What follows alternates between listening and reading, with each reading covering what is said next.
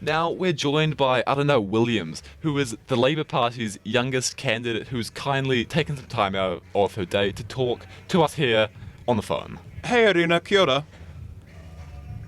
Are you with us? Yeah, I am. Hi, can you hear me? Yeah, we can hear you brilliantly. So Hi. you're Labour's youngest candidate, but you're also...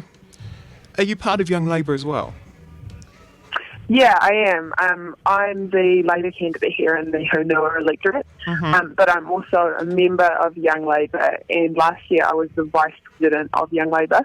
So I'm really lucky to have a lot of support from Young Labour members in my campaign, and in turn I've been lucky enough to help out with Young Labour campaigns in the election. I've gone down, for instance, to Waikato to help out the Young Labour branch down there. I've been involved with the new Tauranga branch, and I've been doing some campaigning with the Auckland Young Labour people. So You it's mentioned been a your really great... electorate. Do you think you're going to be able to win that? Isn't it a pretty, national seat? Well, the Hunua electorate has previously voted national, and we're just doing our best here to campaign for the Labour Party vote. Yeah. So for me, I'm asking people to party vote Labour because that's what's going to get me into Parliament. But more broadly, I think it's a... Will you be able to get into Parliament, do you think? We're at 40 on the list. It's a good position to be in, but with the polls going as they are, I don't see myself getting into Parliament this time. But certainly it's something that I'll be trying to do later in my career. Are you like a full-time candidate? Or I don't know how this works. How does it work? So a few months ago, I quit my job. I was at the BNZ working in the South Auckland hub on commercial lending, but now I'm full-time, which means that every day I get up in the morning and I go out either door knocking or we do street corner meetings. Wow. And in the evenings, I'm tied up with things like candidate meetings. And yeah, it's been really full on, absolutely a full-time job. And I can't understand how people do it without being full-time. Well, that's amazing. It's a very full on. Yeah, it is. If you got the opportunity, would you try run again next election? Yeah, I'd really like to. I think for me, it has been a really long-term project. I've been involved in the Labour Party for almost a decade as a activist from a branch level and then an LEC level. Aren't you only 24? I am. I got involved around 2005. It was when Labour passed the foreshore and seabed legislation. So, and at the time, I saw that as something that I didn't like and I wanted to change. So I got involved. Wow. First, I set up a Māori youth branch, and we started in South Auckland, but also had members in Rotorua and in Wellington, and we had discussions about that policy. And I saw a lot of change, I think, within the party, and with Young Labour's help, we led a conversation about whether that policy was... So, why didn't you join the Māori Party? Yeah, that's a question I get a lot. For me, as someone with values about working cooperatively and working within government, I think the Labour Party represents a way of getting progressive left-wing policy to the table, but in a way that will be sustainable, will be fully costed, and will be in a way which is leading a conversation within the tent. For me, that's a really important part of politics. Really quickly, do you think the Māori Party, do you see them as an enemy? No, definitely not. I think, Labour has expressed a desire to work with the Greens and New Zealand First in government next time. But why not the Māori Party? Well, I see the Māori Party as having propped up a national-led government. And, the way I see it, that hasn't been... Is that to help your chances getting with New Zealand First?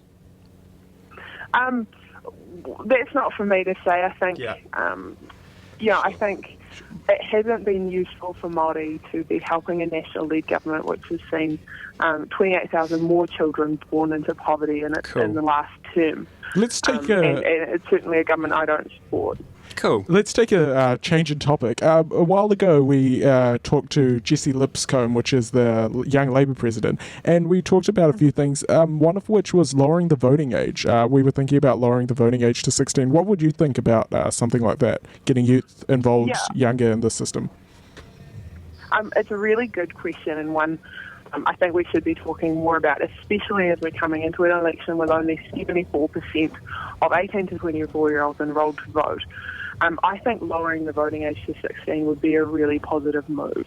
And for a couple of reasons, but the overwhelming one is that when 16-year-olds, if they were eligible to vote, they'd still be in compulsory education.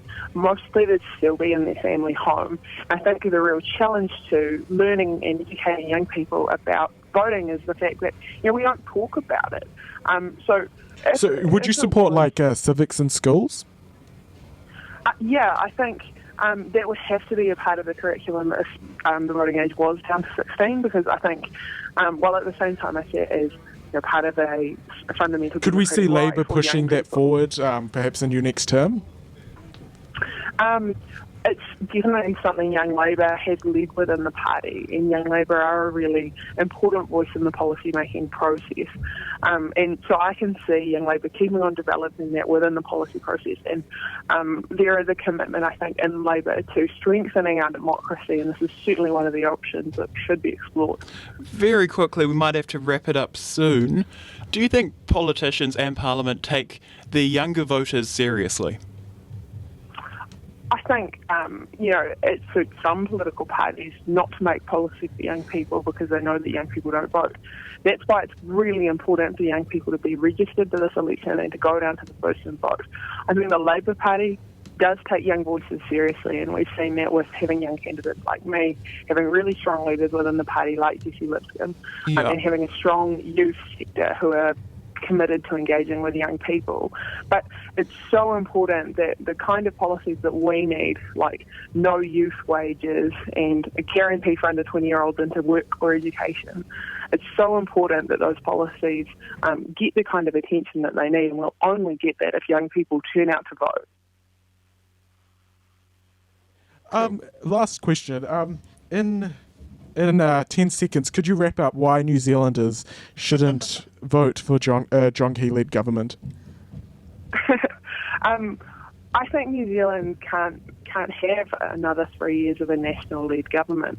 Some of those changes are particularly stark in the areas of homes and in education. Labour's going to build 100,000 new affordable homes that are going to get young families into their first homes. The contrast with National is very little solutions to this overheated housing market. And in terms of education, National's trying to bring in the IES and to keep national standards which aren't working for kids in schools.